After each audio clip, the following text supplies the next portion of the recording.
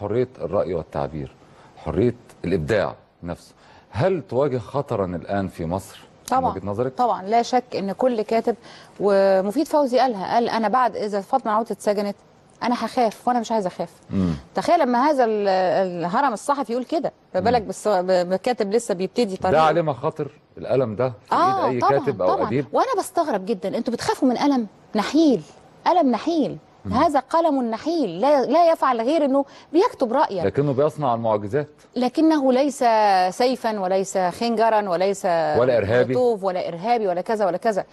الحقيقه انا عايزه اقول لك ان هنتكلم عن التعبير، بس انا عايزه اقول لك ان الدوله كما اراها الان تحارب الارهابيين، لكنها لا تحارب الارهاب. تحارب الارهابيين ولكنها لا تحارب الارهاب. نعم. ايه الفرق؟ الارهاب فكره، الارهاب فكره.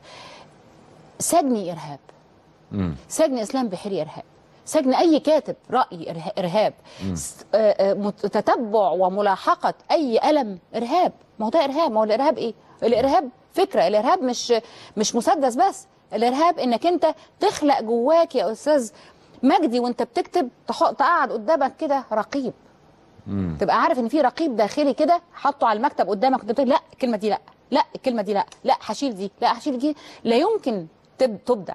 الأمة التي ترتعش أقلام مبدعيها أمة إلى زوال، أمة ضعيفة، أمة متهافتة. هذه المادة اللي فيها، اللي هي ازدراء الأديان، يعني اتعملت أصلا إمتى يا أستاذ مجدي؟ سنة 82. ليه؟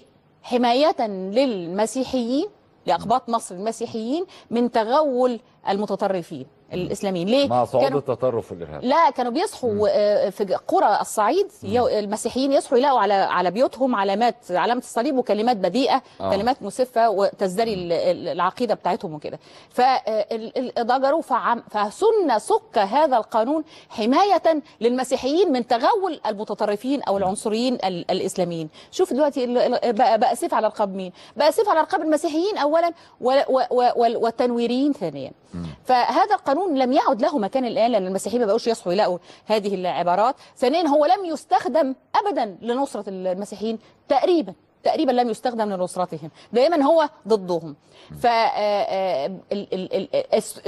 إيه بقى؟ أن المسلم قد يزدري المسيحية، والمسيحي قد يزدري الإسلام، لكن كيف أن يزدري مسلم دينه أو مسيحي دينه؟ يعني ازاي؟ يعني لا شك عندي في نزاهة القضاء المصري، لأنهم أحفاد ماعد دي اللي هي ربة العدالة في الميثولوجيا المصرية القديمة، معصوبة العينين اللي مربوطة عينيها وماسكة الميزان كي تحكم بالعدل بدون اللي هي العدالة العمياء التي لا ترى، العدالة العمياء.